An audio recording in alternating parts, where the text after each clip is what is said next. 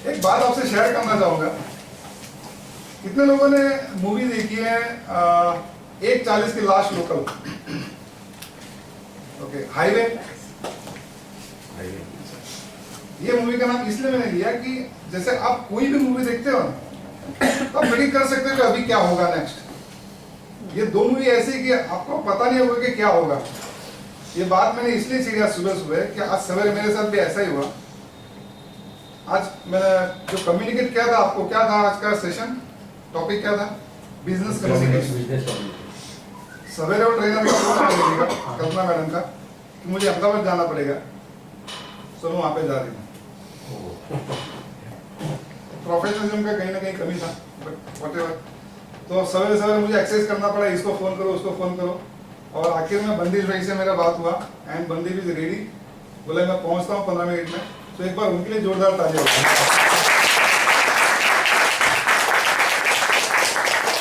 इतने short period में तैयारी दिखा के तुरंत आ जाना, आई थिंक बहुत बड़ी बात है। एक बार पहले प्रमोद वाघ साहब के लिए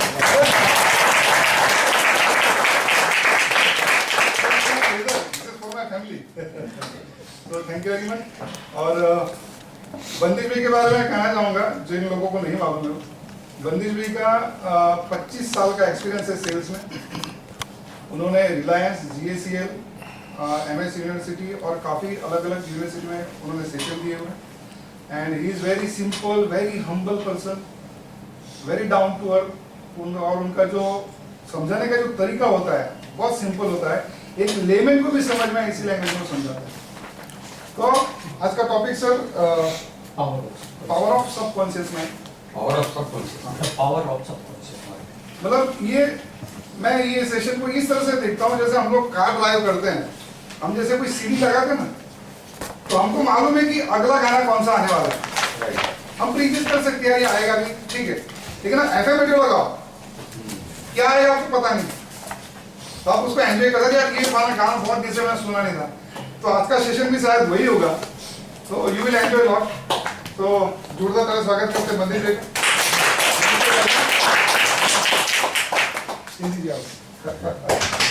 welcome sir.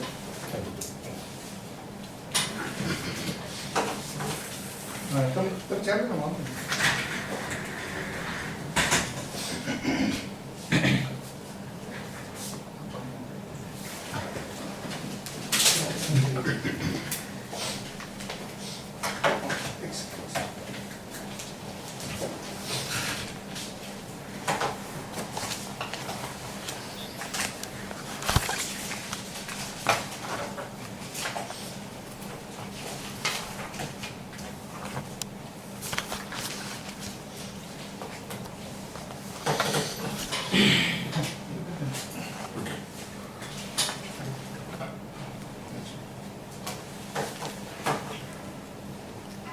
You see, the whole country of the system is just a position by the hemoglobin in the atmosphere, because we are sophisticated by the tall sophisticated by the exam for the order of your property.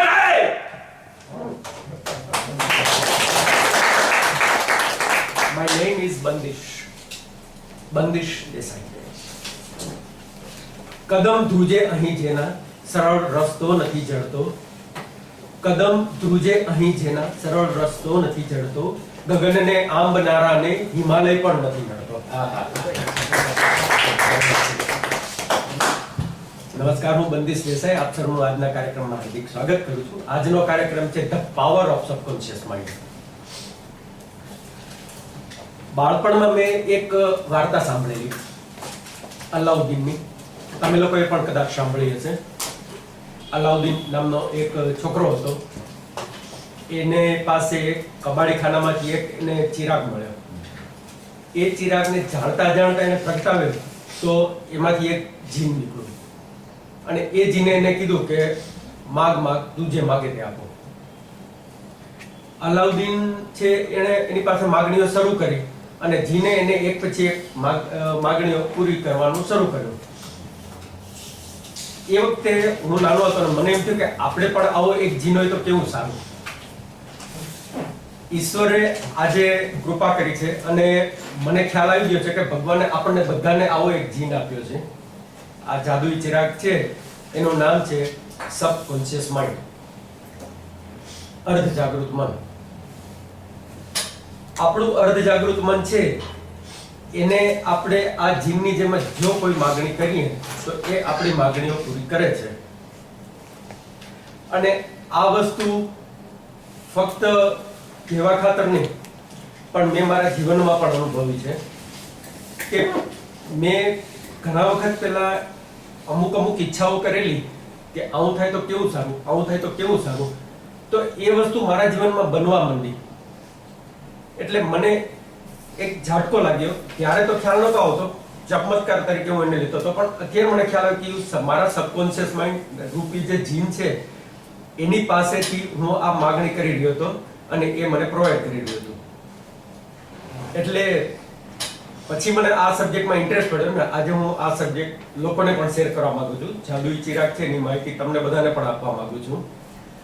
તો આજે આપણે the power of subconscious mind શું છે એના વિશે જાણ કરશું.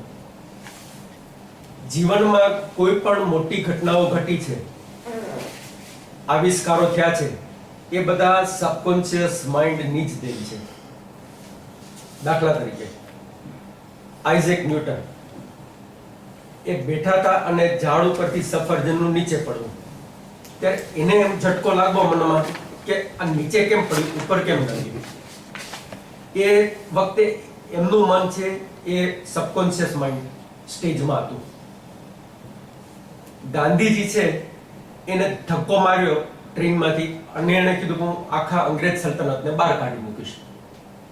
એ વખતે એનું સબકોન્શિયસ માઇન્ડ એક્ટિવ હતું અને એમાં એને જે નિર્ણય લીધો દ્રઢ સંકલ્પ લીધો કે હું અંગ્રેજ સલ્તનતને બહાર કાઢીશ, તો એ વિચાર છે એ હકીકતમાં બદલાણો વાસ્તવિકતામાં.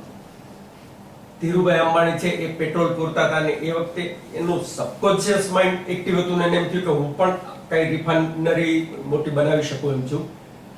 એ પણ એનું સબકોન્શિયસ માઇન્ડ એક્ટિવ હતું એટલે થયું છે. ઇન શોર્ટ, આપણું સબકોન્શિયસ માઇન્ડ થી જો એક્ટિવ હોય અને એમાં આપણે માગણી કરીએ તો આપણી માગણી પૂરી થાય છે ને થાય છે. અને આ બધા મોટા મહાન વ્યક્તિઓની વાત કરી, હવે હું મારી વાત કરું છું કે હું પેટ્રોફિલ્સમાં હતો આજથી 15 વર્ષ પહેલા. કદાચ તમે લોકો બધાને ખ્યાલ હશે પેટ્રોફિલ્સ આઈપીસીએલ પાસે. હવે એ ઇકોનોમિકલી ક્રેશ થઈ ગયું અને શટડાઉન થઈ ગયું. શટડાઉન થયું ત્યારે દરેક એમ્પ્લોઈઝને નોટિસ આપી દેવામાં આવી કે 3 મહિના પછી કંપની બંધ થાય છે, તમે લોકો તમારી રીતે જે શોધવું એ શોધી લેજો.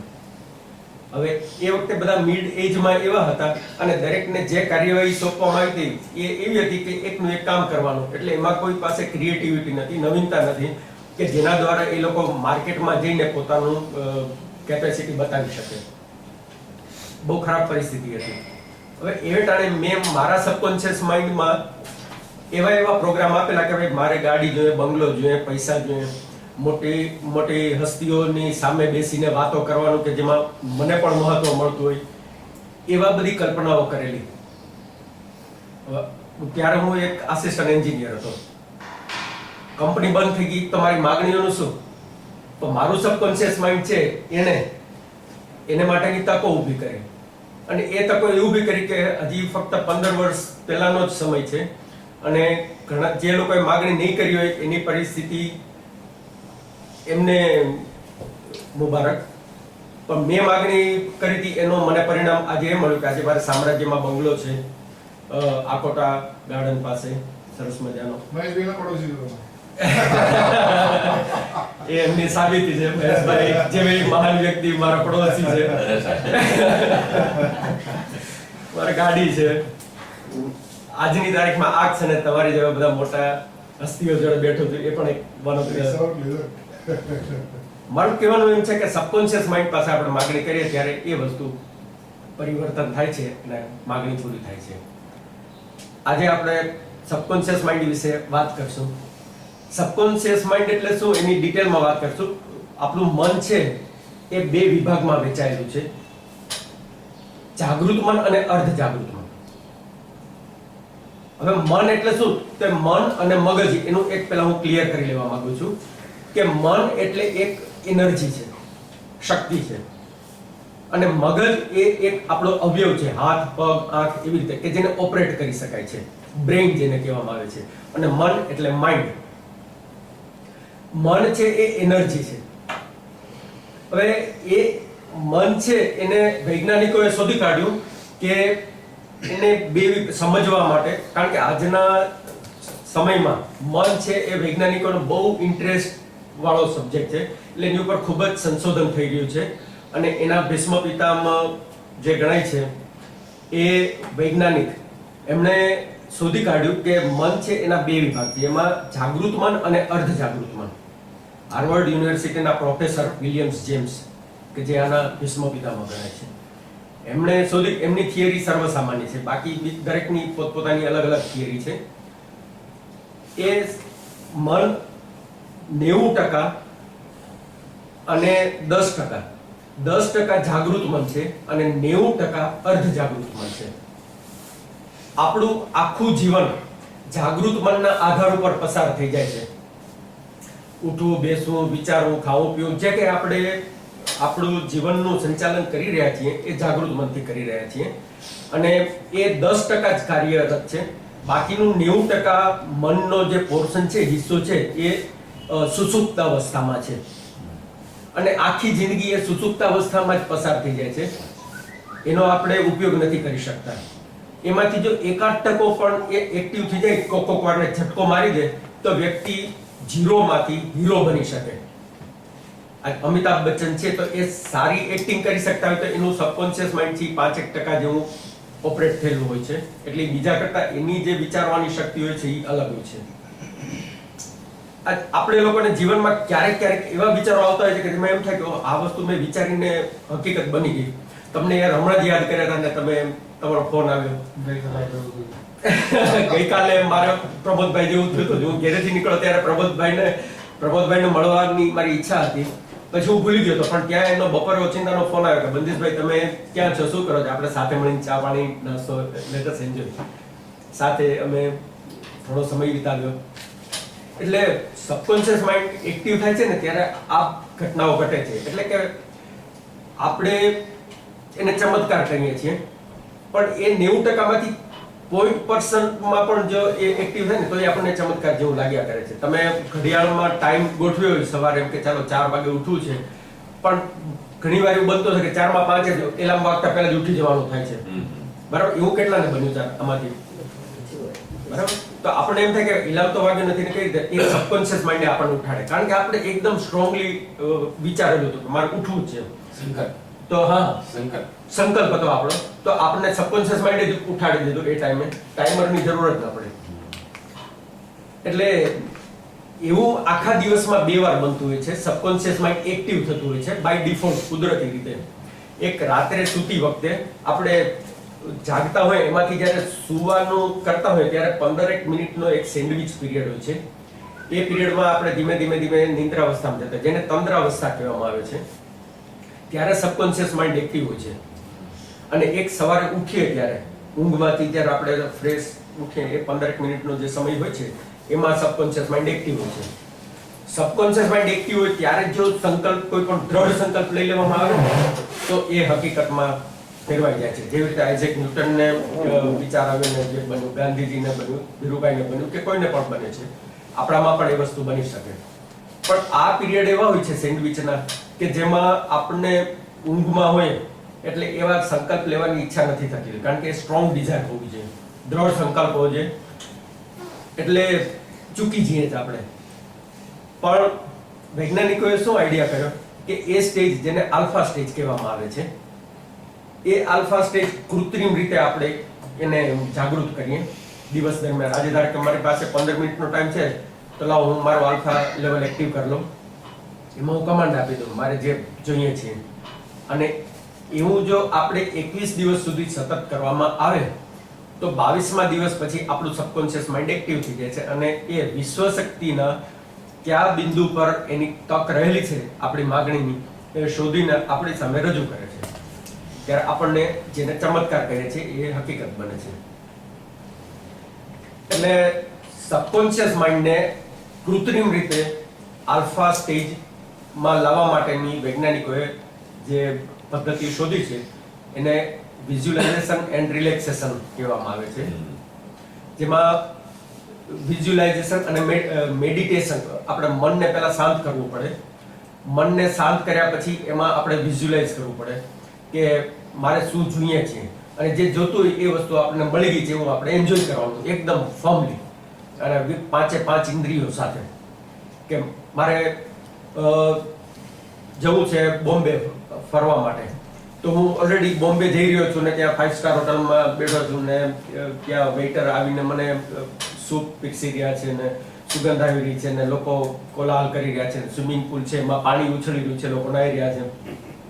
આપણે એવું જ કરવાનું કે આપણે એ પરિસ્થિતિમાં ગોઠવાયેલા છીએ એવી રીતે વિઝ્યુલાઇઝ કરો અને આવું તમે ચોક્કસ દિવસ દરમિયાનના ચોક્કસ સમયે 21 દિવસ માટે કરો તો 22મા દિવસથી સબકોન્શિયસ માઇન્ડથી તમારા માટે તક શોધવાનું શરૂ કરી દેશે. તમારે જીવનમાં કંઈ બનવું હોય, બિઝનેસમેન બનવું છે કે અભ્યાસમાં ખૂબ આગળ વધવું છે કે સોશિયલી કે કોઈ પણ રીતે, તો એ માગણી સતત કર્યા કરવાની. જેવી રીતે રામનું નામ આપણે જપીએ છીએ, રામ રામ રામ રામ રામ કરતા હોય આખો દિવસ, પછી તમે રાત્રે સૂઈ ગયા હો અને અડધી રાત્રે પાણી પીવા માટે ઉઠો તો ઘણીવાર તમે જોજો કે મગજમાં રામ રામ રામ રામ રામ ચાલ્યા કરતું હશે. અથવા કોઈ ગીત સરસ તમે આખો દિવસ ગણગણાવ્યું હોય તો એ પણ રાત્રે તમને એ મનમાં આવ્યા કરતું હોય છે. એટલે સબકોન્શિયસ માઇન્ડ છે એ આપણે માગણી કરીએ અને આપવાની શરૂઆત કરીએ એ આપણને ખબર કઈ રીતે પડે છે, તો એની લેંગ્વેજ છે એ કાં તો ઝબકારાથી તમને જાણ કરે છે, કાં સ્વપ્ન દ્વારા જાણ કરે છે, કાં તક ઊભી કરે છે. એટલે એમાં દાખલા તરીકે આઇઝેક ન્યૂટન હતા, એમને એપલ પડ્યું તો એને સ્પાર્ક થયો કે આ નીચે કેમ પડ્યું, એક ક્ષણમાં ઝબકારો થયો કે આ નીચે કઈ રીતે પડ્યું અને એમાંથી એને શોધી કાઢ્યું. એટલે એ સબકોન્શિયસ માઇન્ડે જ એને ઝબકારો કરાવ્યો. પછી થોમસ આલ્વા એડિસન, એ રાત્રે સૂતા હતા, એને હજારો પ્રયોગ કર્યા હતા પણ નિષ્ફળ જતા હતા ઇલેક્ટ્રિસિટી બલ્બની શોધ માટે.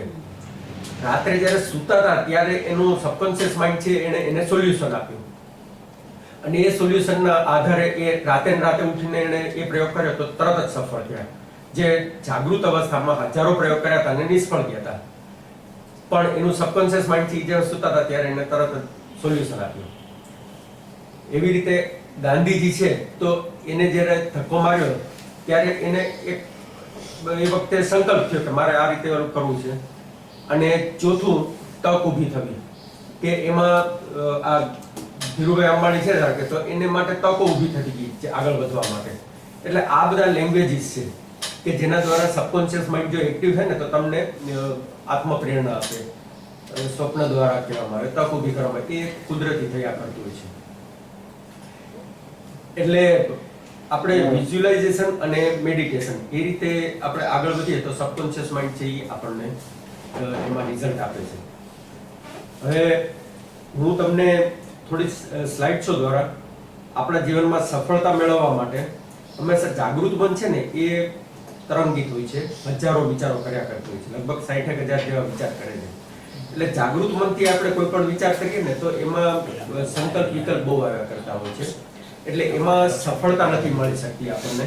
પણ અર્ધ જાગૃત મન છે એ અંતરાત્માનો અવાજ છે, એટલે એની અંદર એક જ સોલ્યુશન, સત્યનો હંમેશા એક જ જવાબ હોય, 1 + 1 = 2. અને તર્ક અને બુદ્ધિ કે ખોટા જે જવાબ હોય એમાં 1 + 1 = 3 4 5 6 7 8 ઘણું બધું આવી શકે. અસત્ય ખોટા જવાબ ઘણા હોય શકે, સાચો જવાબ એક જ હોઈ શકે, સત્ય એક જ હોય. એટલે અંતરાત્માનો જે અવાજ છે એ હંમેશા એક જ હોય. ચાર્જર એટલે આપણે સફળતા પ્રાપ્ત કરવી હોય, ધાર્યું લક્ષ્ય પ્રાપ્ત કરવું હોય તો સબકોન્શિયસ માઇન્ડને જ એક્ટિવ કરવું પડે. આપણે એ બહુ ક્લિયર છે. એને માટેની થોડો સ્લાઇડ શો છે એ આપણે જોશું કે આપણે જીવનમાં શું જોતું હોય છે સફળતા મેળવવા માટે. દેખાય છે બધાને? આપણે જીવનમાં શું જોતું હોય છે સફળતા મેળવવા માટે? ખુશી, શાંતિ, આ આપણા લક્ષ્ય છે જીવન માટેના. હવે સફળતા મેળવવી હોય તો આપણે શાર્પ વર્ક અને સ્માર્ટ વર્ક કરવું પડે, તો તમે જીવનમાં સફળતા મેળવી શકો. શાર્પ વર્ક એટલે શું? જીવનમાં સફળતા મેળવવી હોય તો સબકોન્શિયસ માઇન્ડ છે આપણને કઈ રીતે મદદ કરે એના માટેનું એક આખું વિજ્ઞાન છે, એ આપણે સમજી ગયા છીએ. હવે એને માટે જીવનમાં તમારે શાર્પ વર્ક અને સ્માર્ટ વર્ક કરવું પડે, તો તમે ધાર્યું લક્ષ્ય પ્રાપ્ત કરી શકો. શાર્પ વર્ક એટલે શું? એક કઠિયારો હતો, એ જંગલમાં પસાર થઈ ગયો હતો, એને કામ જોતું હતું, તો એને જંગલમાં જે એક લાકડાની ફેક્ટરી હતી એના માલિકને મળ્યો. એના માલિકે કીધું કે હું તને કામે રાખું, તારે ઝાડ કાપવાના દિવસ આખો, એ તને મજૂરી આપીશ. આણે કીધું કબૂલ. એક હથોડી આપી, રોજ એ ઝાડ કાપ્યા કરતો હતો. પહેલે દિવસે એને 10 ઝાડ કાપ્યા, બીજે દિવસે 9 ઝાડ કાપ્યા, ત્રીજે દિવસે 8, 7, એવી રીતે કરતા કરતા એક ઝાડ ઓછું થતું ગયું. કામ પુષ્કળ કરતો હતો, મહેનત આખો દિવસ કરતો હતો, છતાં પણ ઝાડ એક ઓછું પરિણામ આવતું હતું એને કપાવવામાં. એટલે માલિકે કીધું કે ભાઈ કેમ તો હમણાં તારું પરિણામ બરાબર નથી આવતું, મજા નથી આવતી. તો કે સાહેબ હું કામ તો પુષ્કળ કરું છું, તો હું જોઉં છું કે તું કામ કરે છે પણ કામ પરિણામ કેમ નથી આવતું? મારે તો પરિણામથી મતલબ છે. તો કે મને ખબર નથી પડતી. એટલે માલિકે કીધું કે તું તારી હથોડીની ધાર તેજ કરે છે? તો કે ના, મને ટાઈમ જ ક્યાં મળે છે, નીચું જોઈને હું તો ઝાડ જ કાપ્યા કરું છું. તો કે એમ નહીં, તારી હથોડી છે એની તું ધાર કાઢ પહેલા, અને પછી કામ શરૂ કર તો તને પરિણામ એક સરખું મળશે. એટલે આપણે આપણા જીવનમાં જો ધાર્યું પરિણામ જોતું હશે તો આપણી શરીર અને મન રૂપી જે હથોડી છે એની આપણે ધાર કાઢવી પડશે. શરીર અને મન રૂપી હથોડી આપણી છે, એની જો ધાર નહીં કાપીએ તો આપણને ધાર્યું પરિણામ નહીં મળે. ને ઘણી વાર આપણને થાય કે મેં સારું મહેનત કરી પણ પરિણામ ન આવ્યો, તો હું આમ ઈચ્છતો હતો ને આમ થયું ને, પછી પાછળથી સમય નીકળી ગયા પછી કોઈ મતલબ નથી રહેતો. હવે શરીર રૂપી હથોડી શું છે? તો કે આપણો મસલ પાવર, આપણો બોડીનો સ્ટેમિના, શક્તિ, અને આપણા રિફ્લેક્સિસ, સંવેદનાઓ, આ આપણા શરીર રૂપી હથોડી છે. એને માટે આપણે સારું ફૂડ લેવું પડે, રેગ્યુલર એક્સરસાઇઝ કરવી પડે, અને પૂરતો રેસ્ટ લેવો પડે, તો આપણી શરીર રૂપી જે હથોડી છે એ સારું કામ કરે. એ જ રીતે મન રૂપી હથોડી છે, એમાં નોલેજ આપણે સારું મેળવવું જોઈએ. જે કોઈ સફળતા મેળવીએ તો એ વસ્તુ માટેનું નોલેજ સારું મેળવવું જોઈએ, સ્કિલ ડેવલપ કરવી જોઈએ, અને આપણો એટીટ્યુડ પોઝિટિવ હોવો જોઈએ. એટલે પોઝિટિવ એટીટ્યુડમાં કેવું છે કે તમે હંમેશા જો કોઈ માટે નેગેટિવ એટીટ્યુડ રાખો તો લો ઓફ એટ્રેક્શન, એટલે કે તમે જેવો પડઘો પાડો તમને એવું પરિણામ મળતું હોય છે. એટલે તમે લોકો જોડે નેગેટિવ એટીટ્યુડ રાખો તો પરિણામ નેગેટિવ મળે, અને પોઝિટિવ રાખો તો પોઝિટિવ મળે છે. એટલે હંમેશા પોઝિટિવ એટીટ્યુડ રાખવો બહુ જરૂરી છે. એવી જ રીતે ઇન્સ્પિરેશનલ રીડિંગ હોવું જોઈએ તમારું. પ્રેરણાદાયી જે મહાન વ્યક્તિઓ છે જીવનમાં કઈ રીતે મહાન બન્યા, તો એ લોકોની આત્મકથા છે અથવા એ લોકોએ જે કંઈ આપણને માર્ગદર્શન આપતા હોય તો એવા તમે વાંચન કરો તો એનાથી તમને લોકોને ઘણું જીવનમાં જાણવા મળે. અને રિલેક્સેશન એટલે શું છે કે આપણું મન તરંગિત છે એ આપણને ખોટા ખોટા વિચારોમાં ભરમાવી દે, એને બદલે શાંત ચિત્તે આપણે દ્રઢતા સાથે જો મનને પરિસ્થિતિને લાવી દઈએ તો એમાં આપણને જે કંઈ વિચાર મળે છે એ પરફેક્ટ હોય છે. અર્જુન અને શ્રી કૃષ્ણ એ એનું બહુ બેસ્ટ એક્ઝામ્પલ છે. અર્જુન છે એ શક્તિશાળી હતા, હોશિયાર હતા, બુદ્ધિશાળી હતા, છતાં પણ એ જાગૃત વિચારનું એક સ્વરૂપ છે. અને ભગવાન શ્રી કૃષ્ણ છે એ અર્ધ જાગૃત મનનું પરિણામ છે. એટલે અર્જુન છે એનામાં તર્ક અને બુદ્ધિ હતા જ્યારે લડવા ટાણે, કે એને ખબર હતી કે હું લડાઈ કરીશ તો આ બધાને મારી નાખીશ. એટલે એ હથિયાર હેઠા મૂકે, એ ગભરાઈને નતા મૂક્યા, પણ એને દુઃખ હતું કે હું આ બધાને મારી જ નાખવાનો છું, એટલો કોન્ફિડન્સ હતો, અને એ હું નથી ઈચ્છતો. એટલે એમાં એનું તર્ક અને બુદ્ધિ કામ કરતું હતું. અને શ્રી કૃષ્ણ ભગવાન છે એ પણ ઈશ્વર હતા, એ કઈ ખરાબ પરિણામ નતા ઈચ્છતા, પણ એને જે સાચી હકીકત હતી, સત્ય હતું, એ અર્જુનને સમજાવ્યું. એ અર્ધ જાગૃત મનના પ્રતિનિધિ છે. એટલે મેડિટેશન રિલેક્સેશન હોય તો તમારું મન છે એ સ્થિર થઈને તમને સાચી દિશામાં લઈ જાય છે. સ્માર્ટ વર્કમાં શું છે કે વર્કિંગ ઇન રાઈટ ડિરેક્શન અને વર્કિંગ વિથ રાઈટ મેથડ. હવે સાચી દિશામાં કામ કરવું હોય તો એના માટે શું છે કે આપણે એક ગોલ નક્કી કરવો પડે કે જીવનમાં મારે શું કરવું છે. તમે તમારો ગોલ નિશ્ચિત કરો તો જે ધાર્યું પરિણામ છે એ દિશા તમે પકડીને આગળ વધી શકો. બાકી કોઈ ગોલ જ ન હોય તો વ્યક્તિની શક્તિ છે એ વેડફાઈ જતી હોય છે, ગોળ જ ફર્યા કરતા હોય છે. આ વ્યક્તિ, આ છોકરો છે, આપણે ખબર છે કે આપણે સર્કલની અંદર જે તીર મારવાની રમત છે, આ છોકરો છે એ શું કરે છે કે પેલા તીર મારે અને પછી ચકરડું કરે અને પછી રાજી થાય કે મેં એકદમ સેન્ટરમાં મારું તીર પડ્યું છે. આપણે લોકો એવા છીએ કે પેલા જે રીતે ભણવા બેઠા તો જે આપણને આપણા ટકાવારી પ્રમાણે જે આપણને અભ્યાસક્રમ મળ્યો એ સ્વીકારી લીધો ને પછી નોકરીએ જે મળી એ સ્વીકારી લીધી ને હકીકતમાં આપણો શોખ કંઈક અલગ હોય છે, આપણે ગમતું કંઈક હોય છે ને કરતા કંઈક હોય છે. જો પોલીસ કમિશનર થયા તો આપણે સારું કાર્ય કરી શક્યા, એને બદલે આપણે કોઈ જગ્યાએ ક્લાર્ક તરીકે બેઠા હોય અથવા કોઈ એકાઉન્ટ ઓફિસર તરીકે બેઠા હોય, ભલે હોશિયાર હોય તો પણ હિસાબ કિતાબ કરતા હોય કે જે હકીકતમાં કાયદો વ્યવસ્થા આપણે સારી રીતે કરી શક્યા હોય. એવી રીતે કોઈ વેપારી તરીકે ફાધરની પેઢી ઉપર બેઠા હોય જે હકીકતમાં સંગીત સારું જાણતા હોય. આમાં નુકસાન બંનેને છે, પોતે પણ પોતાની આવડતને લોકો સુધી નથી પહોંચાડી શકતા એટલે દુઃખી થાય છે અને લોકોને પણ એક સારો સંગીતકાર ગુમાવાય છે. એટલે જીવનમાં લક્ષ્ય નક્કી કરવું એ બહુ જરૂરી વસ્તુ છે કે આપણે શું જોઈએ છે, આપણે શેને માટે સર્જાયેલા છે, આપણી શક્તિ શું છે, એ લક્ષ્ય નક્કી કરી અને પછી આપણે એમાં આગળ વધવું જોઈએ. જે વ્યક્તિનું લક્ષ્ય નક્કી નથી એ બીજા માટે કામ કરે છે. એટલે શું છે કે આજે મને એમ થાય કે ભાઈ જે જોયું જોશો એટલે જે વ્યક્તિનું લક્ષ્ય છે ને એ મને કે આવી જાય તો મારી લાઈનમાં આવી જાય. આજે એક બિઝનેસમેન છે અને સામાન્ય વ્યક્તિ છે એની વચ્ચેનો ડિફરન્સ એ છે કે બિઝનેસમેનનું લક્ષ્ય એવું છે કે મારે જીવનમાં બિઝનેસમાં આ લેવલે પહોંચવું છે, એને માટે મારે 500 માણસની જરૂર પડશે. જ્યારે આપણને એમ થાય કે ભાઈ જે મને તો જે તક મળશે એ હું ઝડપી રાખીશ, મારું કોઈ લક્ષ્ય નથી, તો એ બિઝનેસમેન છે એ કહે છે કે તારું લક્ષ્ય નથી તો મારે અહીં આવી જાય, નોકરી કરવા લાગી જાય. કારણ કે એક વ્યક્તિથી આખો બિઝનેસ ન થઈ શકે એટલે આપણી જેવાને પોતાના બિઝનેસમાં જોઈન કરી દે છે. એટલે જે વ્યક્તિનું લક્ષ્ય નથી એને જે વ્યક્તિને લક્ષ્ય ને એ પોતાના લક્ષ્ય માટે ઉપયોગ કરે છે. એટલે આપણું લક્ષ્ય હોવું જરૂરી છે સફળતા માટે, નહીંતર આપણે બીજાના લક્ષ્ય માટે કાર્ય કરવું પડે છે.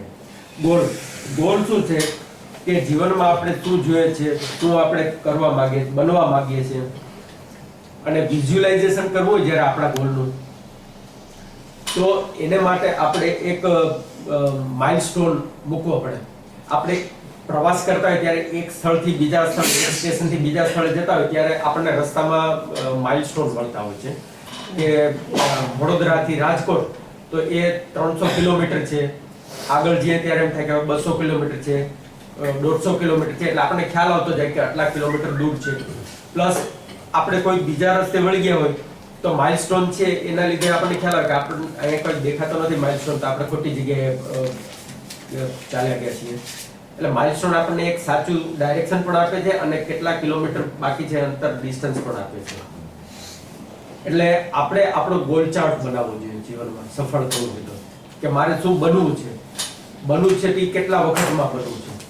હું 5 વર્ષે ક્યાં હોઈશ, 10 વર્ષે ક્યાં હોઈશ, 15 વર્ષે ક્યાં હોઈશ, 20 વર્ષે ક્યાં હોઈશ, એ પ્રકારનું એક આખો આપણો માઇલસ્ટોન હોવો જોઈએ, વિઝ્યુલાઇઝેશન હોવું જોઈએ.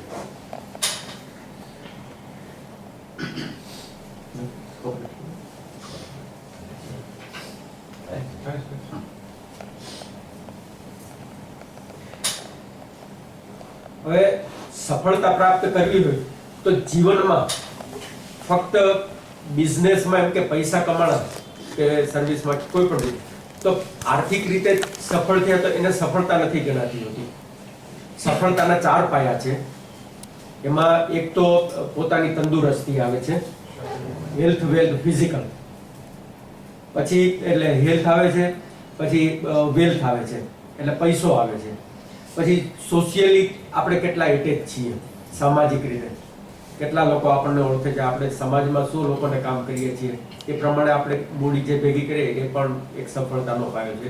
અને એક આધ્યાત્મિકતા ન હોય તો વ્યક્તિ છે એમાં ઈગો આવી જાય, ખોટા કાર્યો કરે, પૈસા આવે, બધું હોય ત્યારે, પાવર આવે ત્યારે.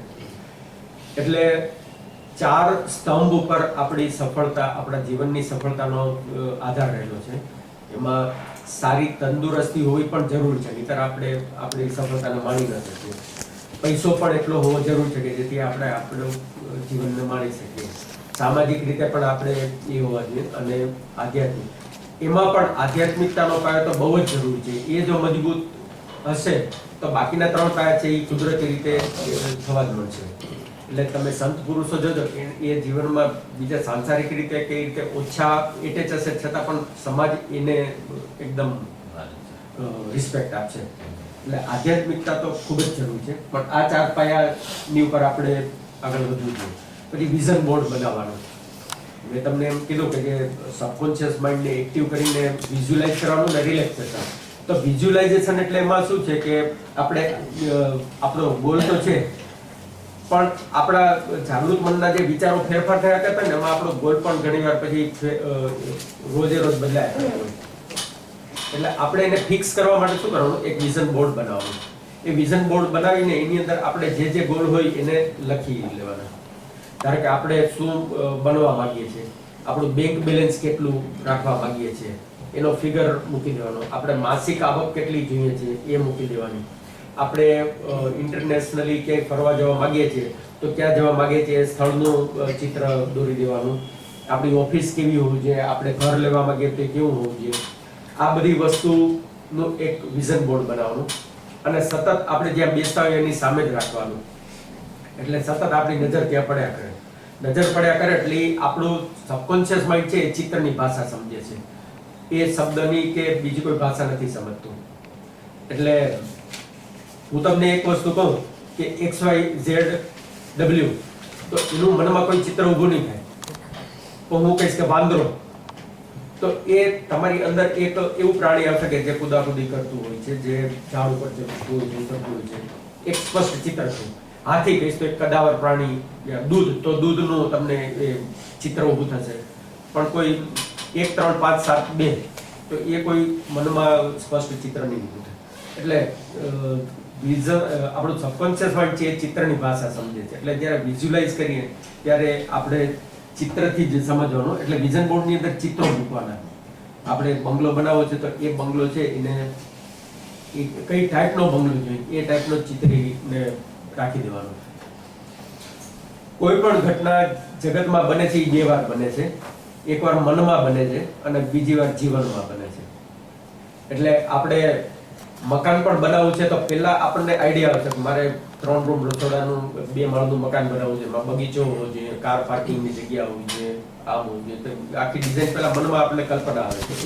પછી આપણે આર્કિટેક્ચર થ્રુ એ દોરાવીને પછી હકીકતમાં સિવિલ એન્જિનિયર થ્રુ સ્ટ્રક્ચર ઊભું કરીએ છીએ. એટલે આપણને એમ થાય કે આપણે જેવું જોતું તેવું જ મળી ગયું આપણને.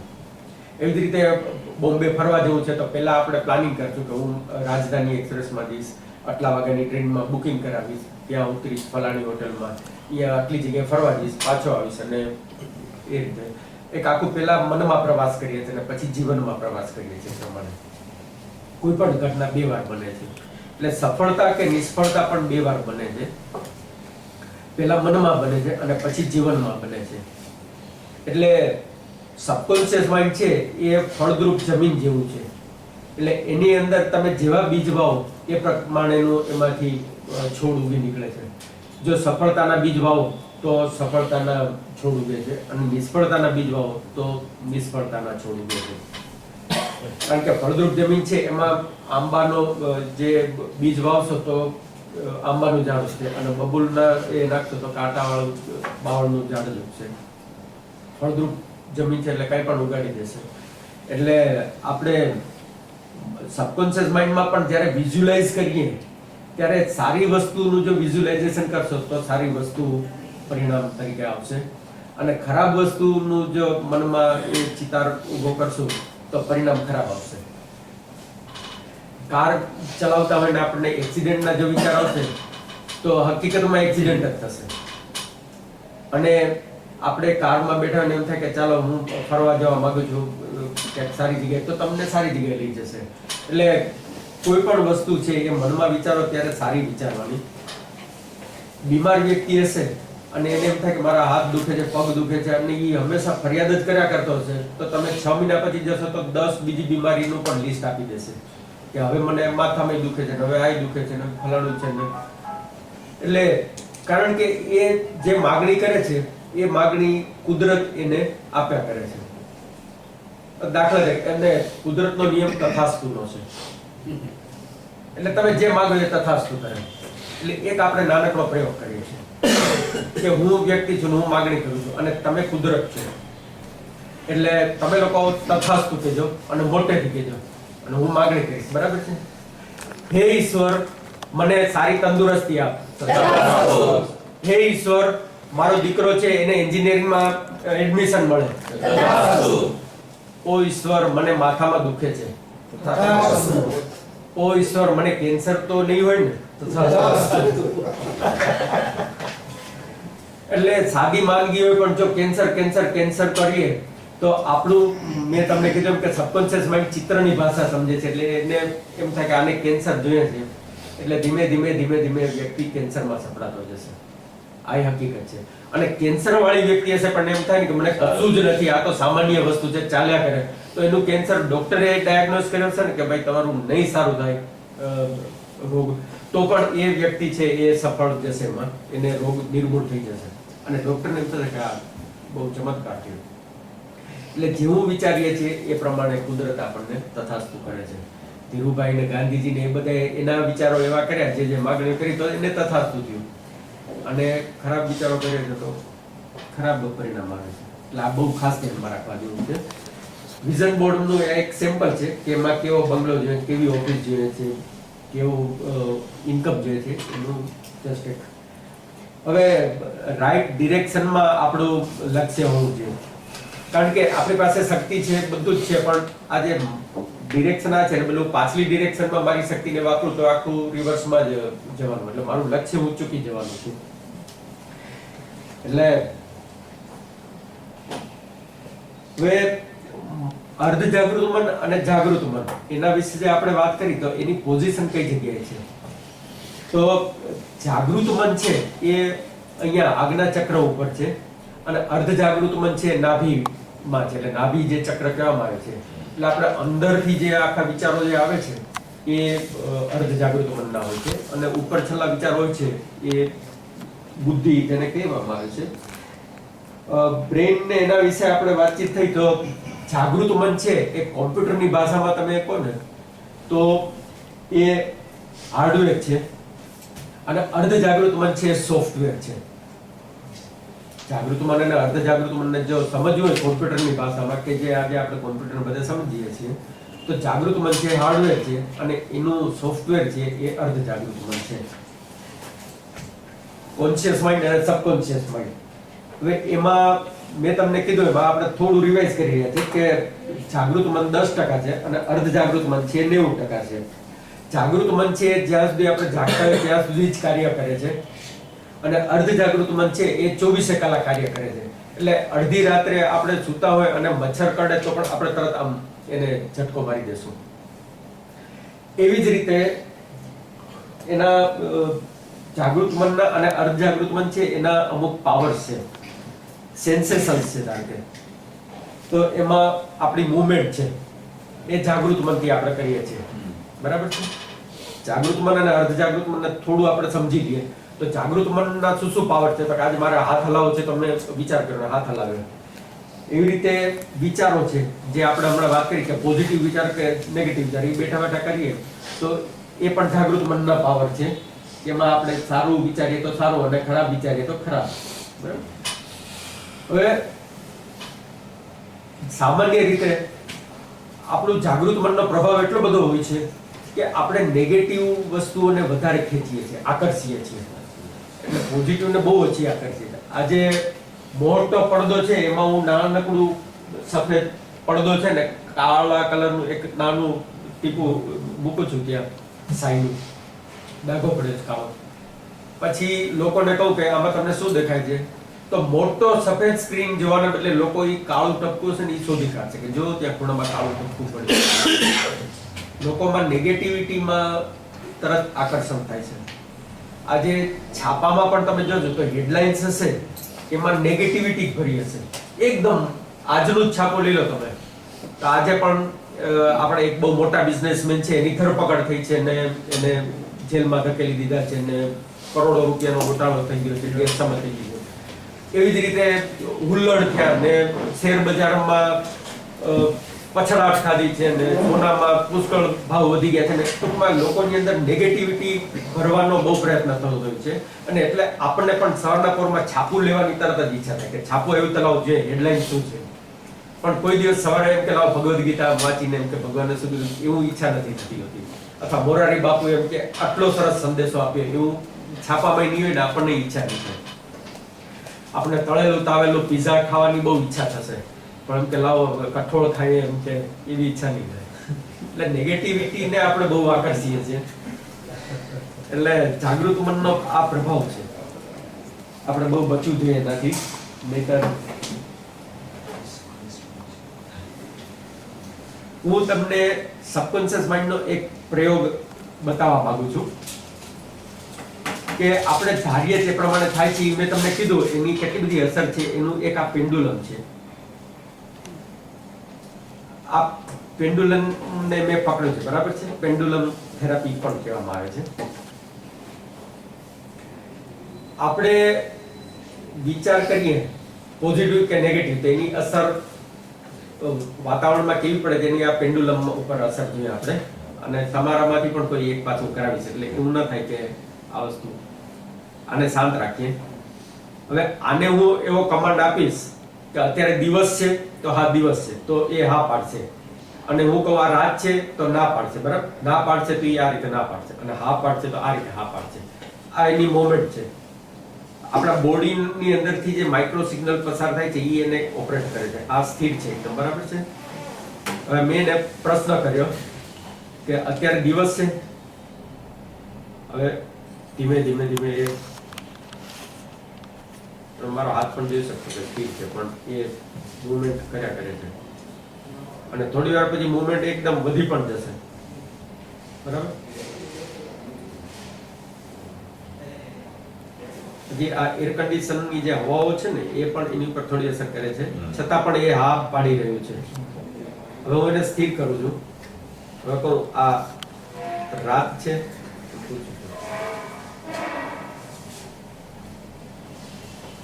આ રાત છે,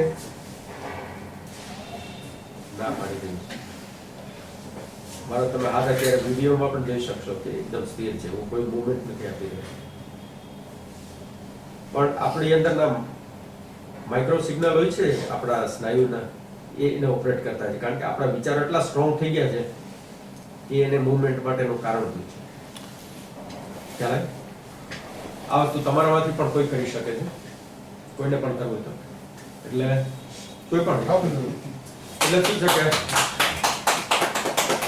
પેલા હથેળીથી તમે એને ફિક્સ રાખજો, બરાબર. એટલે મૂવમેન્ટ એકદમ. અને પછી તમારા હાથ નહીં હલાવતા નહીં પણ તમે એક સ્ટ્રોંગ ડિઝાયર કરો. કોઈ પણ એક પ્રશ્ન પૂછો. આપણે આપણી અંદરના પ્રશ્નોને પણ આંખ બંધ કરજો દ્વારા પણ સોલ્યુશન લાવી. આંખ બંધ કરીને તમે વિઝ્યુઅલાઇઝ કરો. હા. અને તમે શું પ્રશ્ન પૂછો છે પણ અમને કહેજો એટલે અમને પણ ખ્યાલ આવે કે હા વાળો પ્રશ્ન છે કે ના વાળો. જો હા હશે તો એ આ રીતે જવાબ આપશે અને ના હશે તો આ રીતે. અને જો કન્ફ્યુઝનમાં હશે તો ગોળ ગોળ ફરશે.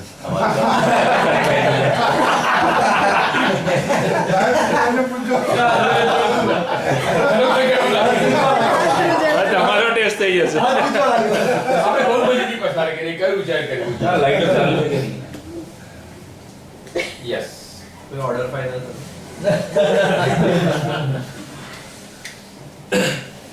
પ્રશ્ન અમને પણ કહેજો તમે. લાઈટ ચાલુ છે. લાઈટો ચાલુ છે. હવે તમે પકડી જ રાખજો. તમે તમારો હાથ એ સ્થિર રાખજો અને એમને રાખજો. થોડી વારમાં મૂવમેન્ટ અચાનક ધીમે ધીમે ધીમે બધું આવવાનું છે.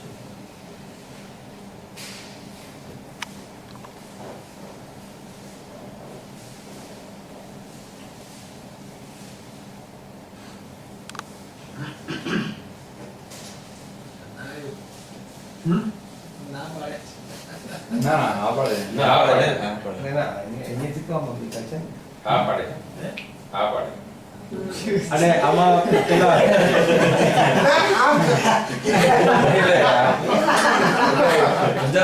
અત્યારે એર કન્ડિશનની હવાનો જે ફ્લો આવી રહ્યો છે ને એ પણ એને માઇક્રો સિગ્નલ છે. આ એ બધા કન્ફ્યુઝ હતા.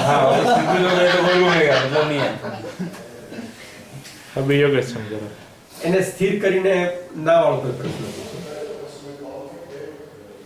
આ તમે ફીલ કરી લીધું, આ તમે પણ અત્યંત અંધારું છે. આ રૂમમાં અત્યંત અંધારું છે.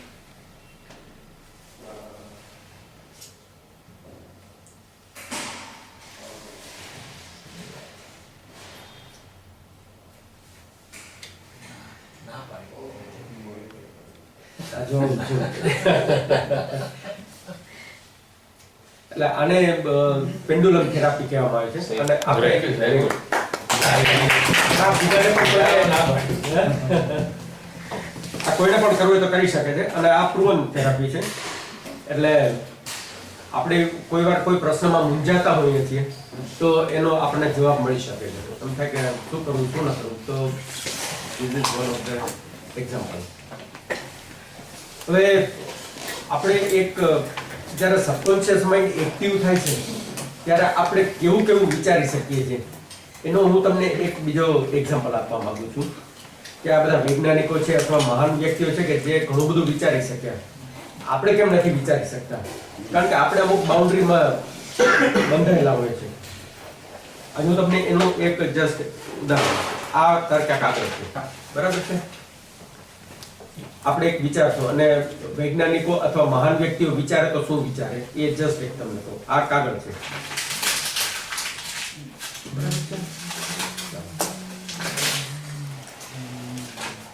હવે તમે આ કાગળનું ઓબ્ઝર્વેશન કરીને શું કહો છો? આ કાગળ છે, તમે આના વિશે શું વિચારે? તમે કંઈક કહો. તારો હું એમ કહું કે આ ચોળાયેલો છે, બરાબર? મારો ઓબ્ઝર્વેશન છે તો ચોળાયેલો છે. તમે કંઈક તમારા તરફથી સેમ. ઓકે, તમે સફેદ છે કારણ કે અહીંથી ફાટેલો છે. Very good. બરાબર લખી ના શકાય. ના લખી ન શકાય. લંબચોરસ છે, યુઝેબલ. યુઝેબલ છે. Very good. બીજું કઈ? એટલે આપણે આ અમુક ઓલામાં અટવાયેલા છે, બરાબર? આટલા. હવે વૈજ્ઞાનિક જેનું સબકોન્શિયસ માઇન્ડ એક્ટિવ હોય તો એ લોકો શું વિચારતા હોય, આપણામાં ને એનામાં શું ફેર હોય કે ધારો કે આ કાગળ છે જે રીતે ચોળાયેલો છે, ફાટેલો છે, એવી રીતે આને બીજું પણ કંઈક થઈ શકે એમ છે, બરાબર? ફોલ્ડ થઈ શકે એમ છે. એને આ રીતે આમ પણ રાખી શકાય, આમ પણ કરી અને આ એને આવું પ્લેન બનાવી નાખ્યું. ધારો કે આ જ કાગળમાંથી, બરાબર?